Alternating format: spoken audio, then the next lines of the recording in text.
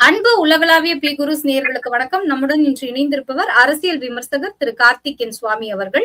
Sir வணக்கம் sir. உங்களை வரவேற்பதில் பெருமிதம் அடைகிறோம். வணக்கம் ஜி. சார், 2026 தேர்தல் களம் சொல்ல வரும் விஷயம் என்ன? என்னென்ன கட்சிகளுக்கு லாபம், என்ன லாபம், என்னென்ன கட்சிகள் என்ன கற்றுக்கொண்டார்கள்? கத்துக்கிறது இல்ல, மாற்றம் உறுதி. 26 சொல்லும் பாடம் மாற்றம் உறுதி. அது இலைக்கு சாதகமாக இருக்கும். சூரியன் மறையும் என்று தெரிகிறது. அந்த சூரியன் மறைவதை விசில் எடுத்து கொண்டாடுவார்கள். இதுதான் இங்க இந்த எலெக்ஷன் நமக்கு சொல்லக்கூடியது. யார் யாருக்கு லாபம் சார்? என்ன லாபம்? அதான் இலை ஆட்சிக்கு வந்துடும். ஆட்டோமேட்டிக்கா என்டிஏ கூட்டணி ஆட்சிக்கு வந்துடும். இலை ஆட்சியில எடப்பாடி அவர்கள் முதல்வராக அமரப்போகிறார். என்டிஏ கூட்டணி என்பது அங்கே இருக்க போகிறது. திமுக என்பது வீட்டுக்கு செல்ல போகிறது. இதற்கு வழிவகுத்தது அப்படின்னு வேணா அவர்களே சொல்லிக் கொள்ளலாம் தாவேகாவினர். ஆனா அது ஒரு பெரிய ஃபேக்டரா இருக்க போறது இல்லை. பட் அவர்களே சொல்லிக் கொள்ளலாம். ஏன்னா அவங்க வாங்குற ஓட்டு, இப்போ ஒரு பூத்துல அவங்க வாங்குற, ஒரு தொகுதியில் அவங்க வாங்கக்கூடிய ஓட்டு 5000னா டிஃபரன்ஸ் 15000 இருக்க போகுது. ஸோ அப்படிங்கும் போது அதற்கு அவர்கள் காரணமாக இல்லை என்றாலும் அவர்களும் ஒரு காரணம் அப்படிங்கிற விதத்துல பார்க்கலாம். விஜய் அவர்களுக்கு அவர் இருக்கக்கூடிய 2 தொகுதியில் ஒன்றில் வெற்றி வாய்ப்பு என்பது நெக் டு நெக்கா இருக்கும். மற்றது வெற்றி வாய்ப்பு என்பது கேள்விக்குறிதான். இந்த லெவல்ல தான் இப்போதைய ஒரு பார்வை இருக்கிறது. சார், தொடர்ந்து நம்ம பார்க்கிறோம், கட்சிகள் அதாவது மீண்டும் ஆட்சியை பிடித்து விட வேண்டும், டிஎம்கே 2.0 அப்படிங்கறதுல திமுக மும்முரமாகவும், இந்த முறை இல்லைன்னா இப்போ இல்லைன்னா எப்போங்கிற ரீதியில இபிஎஸ் அவர்கள் ஒரு பக்கம் மும்முரமாகவும், நாங்க தான்ப்பா இங்க கிங் மேக்கர் எல்லாம் கிடையாது, எல்லாமே நாங்க தான் அப்படிங்கிற ரீதியில அமைச்சர்களின் பட்டியல், அதை தாண்டி பாத்தீங்கன்னா முதலமைச்சரே இவர் தான், அவர் கையெழுத்து போடுற மாதிரியான ஸ்டிக்கர்ஸ் இதெல்லாம். சோ எல்லா கட்சிகளும் ஆவலுடன் எதிர்பார்த்துக்கிட்டு இருக்காங்க ரிசல்ட்ட. நம்மளை விட 100 மடங்கு அவங்கதான் ஆவலா எதிர்பார்க்கிறாங்க. சோ இந்த எதிர்பார்ப்புகள் யாருக்கு ஏமாற்றத்தை தரும்னு நினைக்கிறீங்க? என்ன மாதிரியான ஏமாற்றமாக இருக்கும்? ஏற்கனவே பழகி போன ஏமாற்றம் தான் திமுகவுக்கு. ஏன்னா ஏற்கனவே 2-3 முறை அவங்க தான் ஜெயிப்பாங்கன்னு போஸ்டர் அடிச்சு ஒட்டி ஊரெல்லாம் ரெடி பண்ணி போஸ்டரை, பல லட்சம் போஸ்டரு, ஸ்வீட்டுக்கெல்லாம் ஆர்டர் கொடுத்து அதுக்கப்புறம் தோல்விங்கிற செய்தியை தெரிஞ்சுட்டு அப்படியே வாபஸ் ஆனாங்க. ஸோ இந்த முறை அவர்களுக்கு தெரிய வருகிறது. இப்போ மினிஸ்டர் பட்டியெல்லாம் வெளியிட்டாங்க அவங்க அப்படின்னு சொன்னாங்க. அவ்வளவு கான்பிடென்டா போட்டவங்க முக்கியமான ஒரு பேச்சாளருக்கான மந்திரியே கொடுக்கல. அது எல்லா கட்சிகளும் இருக்கக்கூடியதுதான். நம்ம தான் ஆட்சியை, இது இன்னும் சொல்ல போனால் நான் படித்த ஒரு செய்தி சொல்றேன். ஒரு 30 வருடங்கள் முன்னால கிட்டத்தட்ட, அப்போ ஒருத்தர் பெரிய கட்சியில இருந்து வெளியில ஒரு கட்சி ஆரம்பிக்கிறாரு. உடனே நீதான் சத்துணவு அமைச்சர், நீதான் இந்த உணவுத்துறை அமைச்சர், நீ விவசாய அமைச்சர் அப்படிலாம் அவங்களுக்குள்ளேயே போட்டுக்கிட்டு அவங்களே பயங்கரமா பாராட்டிக்கிட்டாங்க ஒருத்தர். அதுக்கப்புறம் ஒண்ணும் இல்லாம போயிடுச்சு. ஸோ இந்த கமல் அவருடைய கட்சியில கூட அப்படிதான். அவங்க 2-3 பேர் ஆக்டிவிஸ்ட், சோசியல் ஆக்டிவிஸ்ட் அப்படின்னு அவங்களே போட்டுப்பாங்க இல்லையா.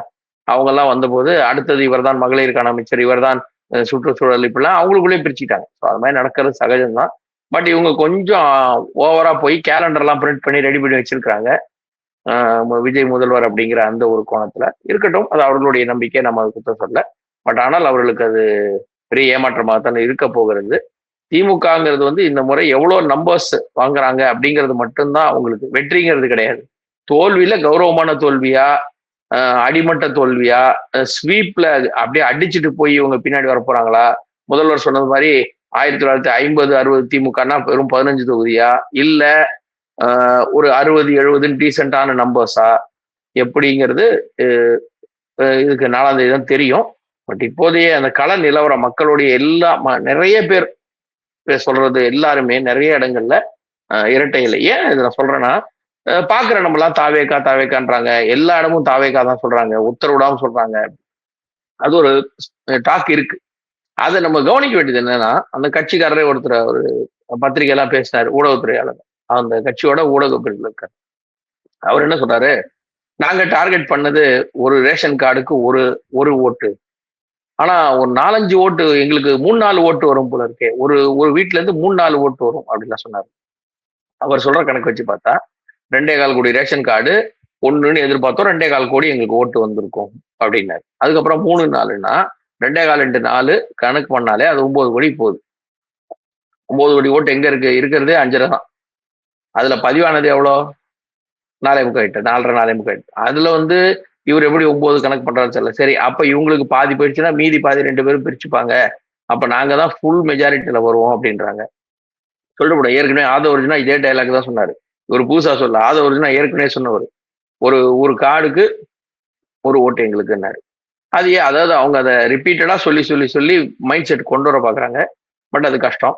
இன்னொன்னு, தாவேகாவுக்கு வந்து எல்லா இடங்களிலும் ஆதரவு இருக்கிறதா, ஓட்டெல்லாம் பதிவாயிருச்சான்னு பாத்தீங்கன்னா, இந்த 2026 தேர்தல்ல நீங்க பார்த்த வரைக்கும் எங்க, அதாவது எல்லா இடமும் நாங்கள் வெளிநாட்டுல இருந்து பல லட்சம் பேர் வராங்க, அப்படியே வந்துட்டாங்க அத்தனை பேரும் அப்படின்லாம் சொன்னாரு அந்த ஊடகவியலாளர். நான் என்ன கேட்கறேன்னா, அவங்க சொன்ன கணக்குக்கு 8,000 9,000 ஃபிளைட் வந்தா தான் அவங்க சொன்ன பல லட்சம் பேர் வர முடியும்.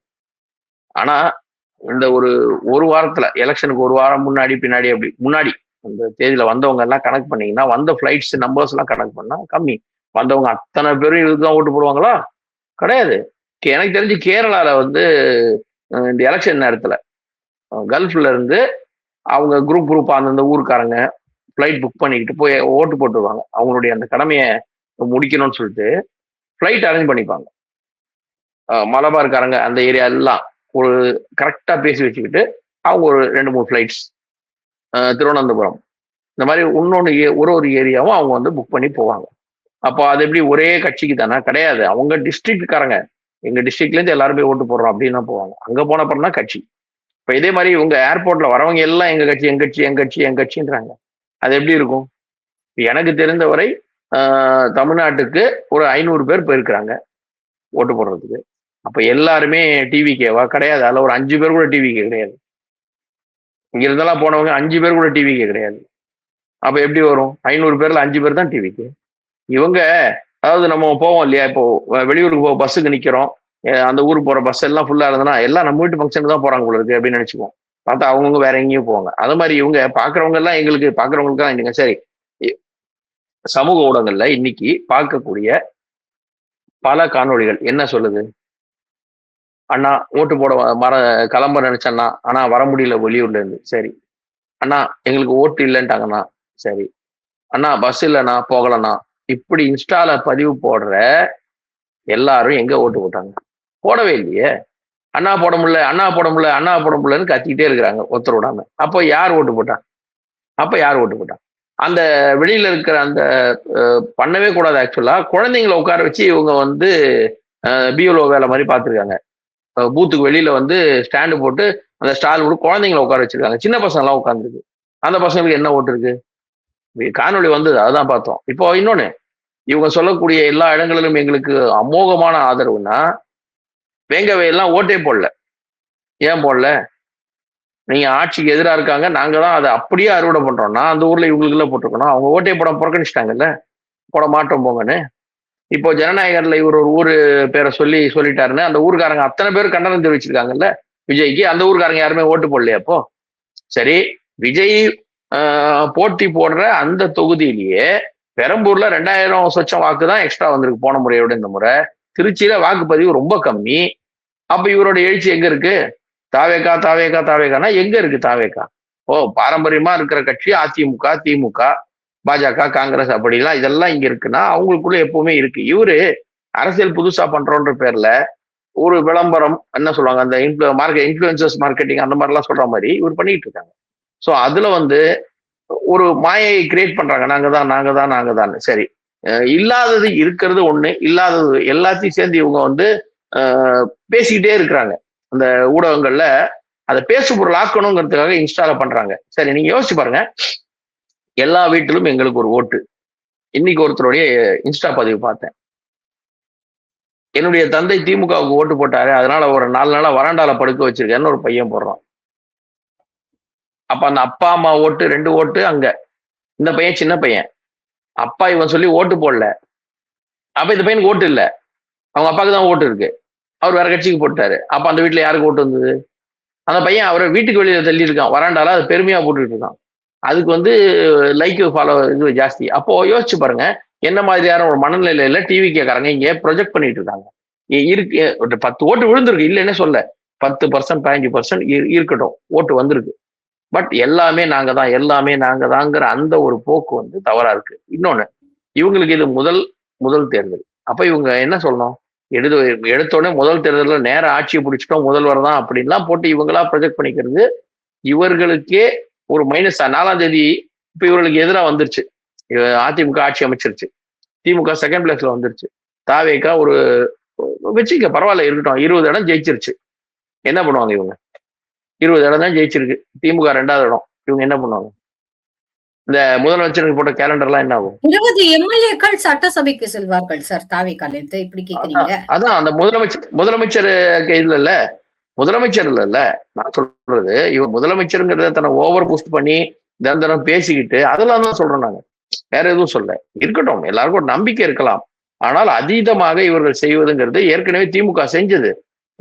ஊர் முழுக்க லட்சக்கணக்கான போஸ்டர் ஓட்டணுங்கிறதுக்கு ரெடி பண்ணி வச்சுட்டு தோத்து போயிட்டாங்க.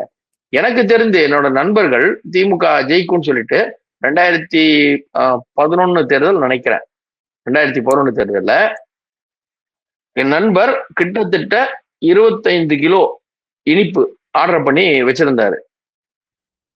நாளைக்கு ரிசல்ட் எல்லாருக்கும் தரணும், ஊர் அப்படியே எல்லாருக்கும் பட்டையை கிளப்ப போறேன் ஊரெல்லாம்னாரு. ரிசல்ட் அப்படியே மைனஸ் ஆன உடனே அந்த ஸ்வீட் எல்லாத்தையும் ரிட்டர்னும் எடுக்க மாட்டேன் கடைக்காரங்க. வேற வழி இல்லாம அந்த சும்மா எல்லாருக்கும் ஃப்ரெண்ட்ஸுக்கு எல்லாம் கொடுத்துட்டு இருந்தாரு. தேர்தல்ன்ற பேச்சே பேசாம கொடுத்தாரு. ஸோ அதெல்லாம் இருக்கு, தமிழ்நாட்டில் நடந்திருக்கு, இல்லைன்னு சொல்ல. விஜயகாந்த் அவர்கள் கூட ஒரு பெரிய மாஸ் லீடரா வந்தாரு, ஜெயிக்க முடியல, ஒரு தொகுதி தான் ஜெயிச்சாரு, அவர் மட்டும் தான் ஜெயிச்சாரு. நாம் தமிழர் இது வரைக்கும் போராடிட்டு இருக்காரு, 8% அந்த 10%க்குள்ளேயே போராடிட்டு இருக்காரு. இவர்கள் இந்த ஒரு பிம்பம் விஜய்ன்ற அந்த ஒரு பேர் தான், மற்ற ஊர்ல எல்லாம் இல்ல. சரி, எடப்பாடி அவர்கள் தொகுதியில 91% ஆச்சே வாக்குப்பதிவு, அது எந்த எழுச்சி, யார் கொடுத்த எழுச்சி? விஜய் கொடுத்ததா? கிடையாது இல்ல. சரி, விஜய் அவர்கள் கேட்கிறாரு, அவருடைய நிலைப்பாடே வந்து இங்க குழப்பமா தான் இருக்கு. மக்களுக்கு அதெல்லாம் தெரியும், நல்லா தெரியும், நம்ம சொல்லணும்னே இல்லை, இருந்தாலும் ஞாபகப்படுத்தணும். செந்தில் பாலாஜியை பார்த்து ஏன் ஊரை விட்டு ஓடினீங்க, பக்கத்து ஊருக்கு போனீங்கன்னு கேட்கிறாரு. எடப்பாடியை பார்த்து ஏன் உள்ளூர்லயே இருக்கீங்க, வெளியூருக்கு வாங்கன்னு கேட்கிறாரு. அவர் என்ன நினைச்சிட்டு கேட்கிறாருன்னு தெரியல. உள்ளூர்ல இருந்தா ஏன் இருக்கேன்றாரு, வெளியூர் போனா ஏன் போனேங்கிறாரு. சரி, இவரு என்னுடைய தொண்டர்கள் இறந்து விட்டார்கள், நம்மளை இப்படிலாம் பண்ணிட்டாங்கன்றாருல. திருச்சிக்கு பதிலா இவர் போய் கரூர்ல நின்று இருக்கலாம்ல, அந்த மக்களுக்கு நீதி கேட்டு நான் வந்திருக்கேன் அப்படின்னு கரூர்ல போய் நின்று இருக்கலாமே, நிக்கலையே இவரு. அப்போ இவருக்கே என்ன பண்றாருன்னு தெரியல. அப்ப கட்சிக்காரங்க இன்னும் குழப்பத்துல என்னெல்லாம் பண்ண முடியுமோ அவ்வளவும் விளம்பரம் பண்றாங்க. மற்றபடி இந்த தேர்தல் என்பது இதுவரை, இப்பொழுது வரை இது வந்து அதிமுகவுக்கு சாதகமாகத்தான் போய்கொண்டிருக்கிறது. திமுக எப்பவுமே அதன் ஊடகங்கள் போட்டுக்கிட்டு தான் இருப்பாங்க. உங்களுக்கு தெரியும்னு நினைக்கிறேன், ஐ திங்க் ஞாபகம் இருக்கும். 2011 எலெக்ஷன் போது 9 மணி, அந்த கிட்டத்தட்ட 9:30 மணி வரைக்கும் தபால் ஓட்டில் முன்னணின்னு அந்த ஊடகங்கள்ல போட்டுட்டு இருந்தாங்க. அப்படியே அந்த களம் மாறும்பொழுது அடுத்து சமையல் குறிப்பு, அப்புறம் பழைய பேட்டி அப்படின்னு அப்படியே மாறினவங்க தான்.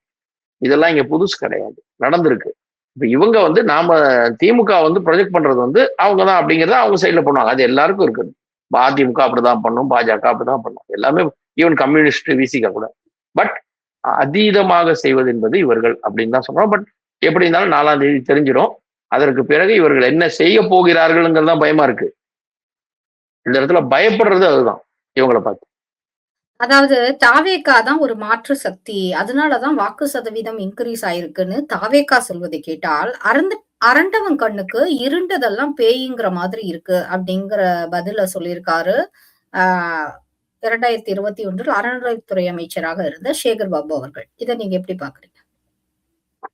இல்ல கண்டிப்பா, அதாவது எஸ்ஐஆர்னால ஓட் பர்சன்டேஜ் கூடுச்சு. சரி, விஜய் நாம சொன்ன மாதிரி விஜய் வந்து முழு காரணம் அல்ல, ஆனால் அவரும் ஒரு காரணம் அப்படின்னு தான் பார்க்கலாம். ஒரு 2% 3%க்கு அவர் ஒரு காரணமாக இருக்கலாம், எல்லாரையும் வர வச்சிருக்கலாம் யங்ஸ்டர்ஸ். ஆனா யங்ஸ்டர்ஸ் புது வாக்காளர்ல 23 லட்சத்துல 12 லட்சம் தான் ஓட்டு போட்டாங்கன்னு வருது. புதுசு போடல பாதி பேர், புது வாக்காளர்ல பாதி பேர் போடல. நோட் பண்ணோம், 23.5ல 12 தான் போட்டிருக்காங்க, மீதி போடல.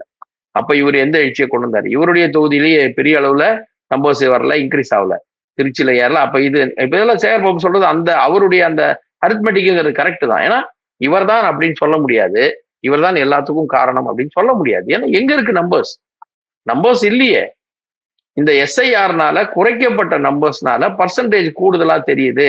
இதை விட அதிக பர்சன்டேஜ் எல்லாம் நம்ம பார்த்திருக்கிறோம். இங்க இதை விட அதிக பர்சன்டேஜ் பார்த்திருக்கிறோமே. 49 லட்சம் வாக்குகள் ஒரே ஒரு தேர்தலுக்கு ஒரு தேர்தலில் 49 புதிய வாக்காளர் வந்தாங்களே, நம்ம பார்த்தோமே. புதிய வாக்காளர் நான் சொல்றது ஓட்டு போட்டவங்க, நான் 18 வயசுலாம் சொல்ல. இந்த தேர்தலில் போடல ஒரு தேர்தலில், அடுத்த தேர்தலில் 49 லட்சம் ஓட்டுகள் வந்து சேருது எக்ஸ்ட்ராவா. அப்ப அதெல்லாம் யார் எழுச்சி காரணம்? யாரின் எழுச்சிக்கு காரணம்? அது யாரால வந்தது? யாருன்னா வந்து சொன்னாங்களா அப்ப விஜய் வந்தாரா? இல்லையே. அப்ப அது நம்ம எப்படி பாக்குறது? இவங்க எல்லாத்துக்குமே தான் அதான் சொல்றேன். இவங்க நான் நினைச்சா ஏன் பயமா இருக்குன்னா, பாதி பேர் இப்ப விஷ பாட்டில்லாம் வச்சுக்கிட்டு இவங்க வந்து இது போட்டுட்டு இருக்காங்க, ரீல்ஸ் போட்டுட்டு இருக்காங்க.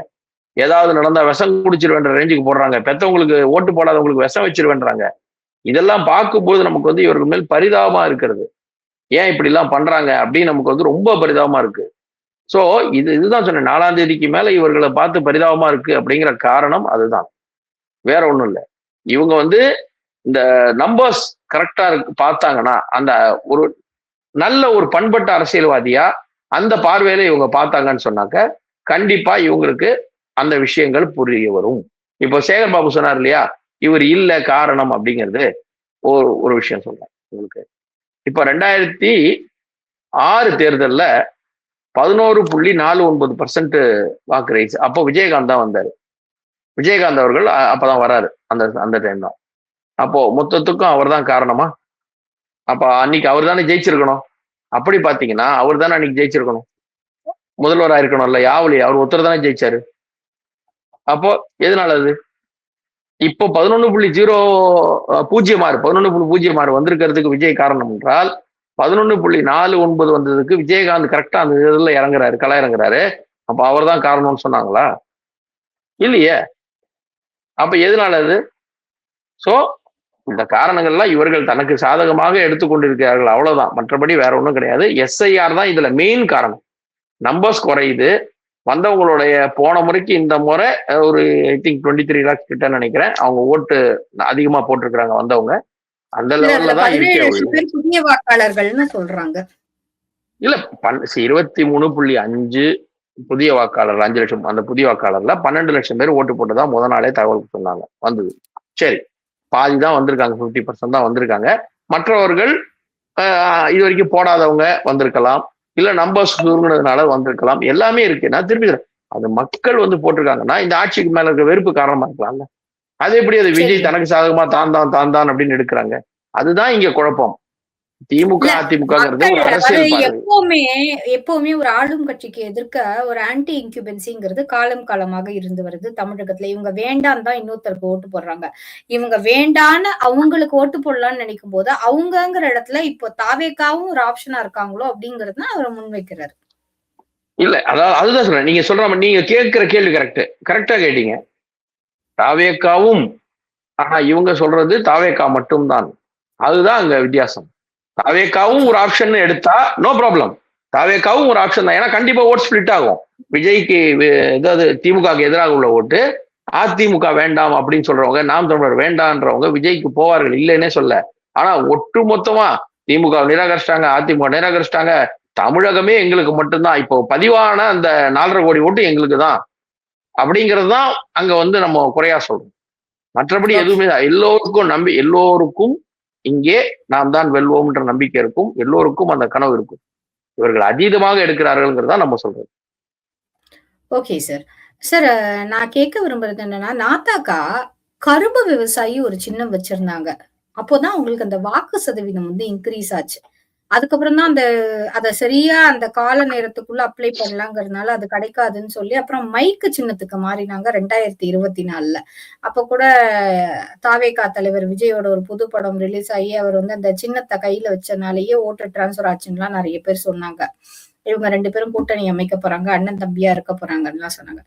இப்போது அந்த கரும்பு விவசாயிக்கு பதிலாக ஏர் தூக்கும் விவசாயி அது போய் ரீச் ஆயிருக்கா மக்கள் கிட்ட? நாம் தமிழரை பொறுத்த வரைக்கும் சீமானவருடைய அந்த தமிழர்கள், தமிழ் தேசியம், அந்த பார்வையை நோக்கி உள்ளவர்கள் அது எந்த இதுங்கெல்லாம் கரெக்டா பாத்துடுறாங்க. அவரை பொறுத்த மட்டும் சீமான் வந்து இந்த சின்னம் அப்படிங்கும் போது அந்த தொண்டர்கள்ட்ட போய் ரீச் ஆயிடுது. ஏன்னா நம்பர்ஸ் கம்மி, அவருக்குள்ள ஆட்கள் குறைவு. நீங்க 1.5 கோடி பேர்கிட்ட ரீச் பண்ணணும், 5 கோடி பேர்கிட்ட ரீச் பண்ணணுங்கிறது இல்ல, முதல்ல அவங்க ஆளுங்களுக்குள்ள ரீச் ஆயிடுது நல்லா. அவங்க அதை ஊர் ஊரா கொண்டு போறாங்க. இன்னைக்கு அடிமட்டம் வரைக்கும் போய் மக்கள், அடித்தட்டு மக்கள் வரை, ஆழம் வரை போய் அவங்க பேசுறாங்க. ஊர்ல 10 பேர் இருக்கிறான் நாம் தமிழ். அப்போ கண்டிப்பா அந்த அந்த கிராமம் வரைக்கும் போய் சேர்ந்துருக்கு. மத்தது வந்து அதிமுகங்கிறது எப்பவுமே தெரியும். எம்ஜிஆர் அவர்கள் மறைந்து இத்தனை ஆண்டு காலம் பிறகு கூட எம்ஜிஆர் எங்களுக்கு கொடுத்தாரு, எம்ஜிஆர் வந்தாரு, எம்ஜிஆருக்கு ஓட்டுன்னு பேசுறாங்க. அதையெல்லாம் அங்கே இதயத்தில் வேரூன்றி விட்டது. இந்த சின்னம் என்பது கிராமத்தில் போய் சேர்ந்து விட்டது. ஏன்னா அவருக்கு தமிழ் தேசியம் அப்படிங்கிறது வந்து இங்க பெரிய அளவுல ஆதரவு இல்லை, 8%. அவருக்கு சென்ற இதுல வந்து ஒரு 30 லட்சம் ஓட்டு வந்ததுன்னு சொன்னாங்க. ஸோ 30 லட்சம் பேர்கிட்ட கண்டிப்பா ரீச் ஆயிடுது. ஏன்னா அவங்க டெய்லி அப்டேட்ல இருக்கிறாங்க. அவரு பொய்யே சொன்னா கூட அதை அவங்க ஏத்துப்பாங்க. ஆமா, அவர் கரெக்டா தான் சொன்னாரு, அவர் பொய்யெல்லாம் சொல்ல அப்படிப்பாங்க. அந்த அளவுக்கு அவருடைய அந்த குரூப் வந்து, வாட்ஸ்அப் குரூப் வந்து ரொம்ப இன்டாக்டா இருக்கு. ஸோ அதனால அவருடைய அந்த சின்ன மாறுதல் என்பது அங்க பிரச்சனை இல்லை. இவரு விசிகாலே என்னாச்சு, பானை சின்னம்னாங்க, அப்புறம் வேட்பாளர் வேற சின்னம்னாங்க. அதெல்லாம் அவங்களுக்குள்ளேயே பல தடவை வந்திருக்கு. வைகோ சின்ன மாதிரி தான் வந்தாரு. கோடாயினாங்க, பம்பரம்னாங்க, எல்லாரும் போய் ரீச் ஆயிடும். இங்க வந்து நம்பர்ஸ் கம்மியா இருக்கும் போது போய் ரீச் ஆயிடும்.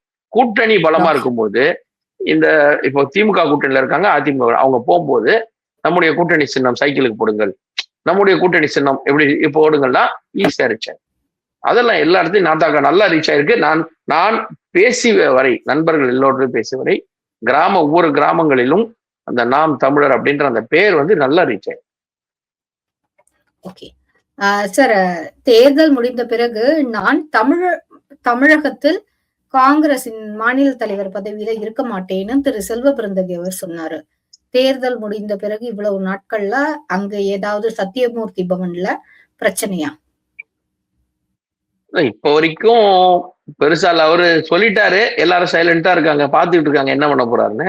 4ஆம் தேதி ரிசல்ட் வந்த உடனே கேட்க ஆரம்பிப்பாங்க, எப்ப ராஜினாமா பண்ண போறீங்க. ஏன்னா தேர்தல் முடிவுங்கிறது வந்து அந்த ரிசல்ட் வர வரைக்கும் தேர்தல் முடிவுங்கிறது. ஸோ அது வரைக்கும் வெயிட் பண்ணுவாங்கன்னு நினைக்கிறேன். பட் சத்தியமூர்த்தி பவன்ல உங்களுக்கு எப்பவுமே பெரிய அளவுல வெளியில வராது.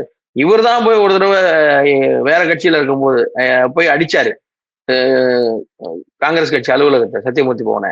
அவங்க எப்படின்னு கேட்டீங்கன்னா உள்ளுக்குள்ளேயே அப்படியே ஒரு மார்க்கமாவே இருப்பாங்க. பல வருஷங்களுக்கு ஒரு முறை அடிச்சுப்பாங்க. அப்பப்போ அடிச்சுக்கிறது கிடையாது, பல வருஷங்களுக்கு ஒரு முறை அவங்களுக்குள்ள அடிச்சுப்பாங்க. ஆனா இப்போ வந்து அவங்க ராகுல் காந்தியே அதிருப்தியில இருக்காரு அப்படிங்கும் போது, மெயின் தலைமையே அதிருப்தியில இருக்கு அப்படிங்கும் போது, இங்க இருக்கிறவங்க எதிர்ப்பு காட்டல. அவர் பார்த்துப்பாரு அப்படின்னு ரொம்ப பொறுமையா இருக்காங்களோ அப்படின்னு தான் தோணுது. அவரு சிதம்பரம் திமுக ஆதரவா இருக்காரு, மாணிக் தாக்கூர் தான் எதிர்த்து பேசினாரு, அவர் கொஞ்சம் அப்செட்டா வெளியிலேயே இருக்காரு. இவங்க எல்லாருமே, அந்த மற்றவங்க எல்லாருமே திமுகவோட நெருக்கமா இருக்காரு. அப்ப செல்வ பெருந்தகை, சிதம்பரம், இந்த கோஷ்டி எல்லாமே ஒன்னா இருக்கு.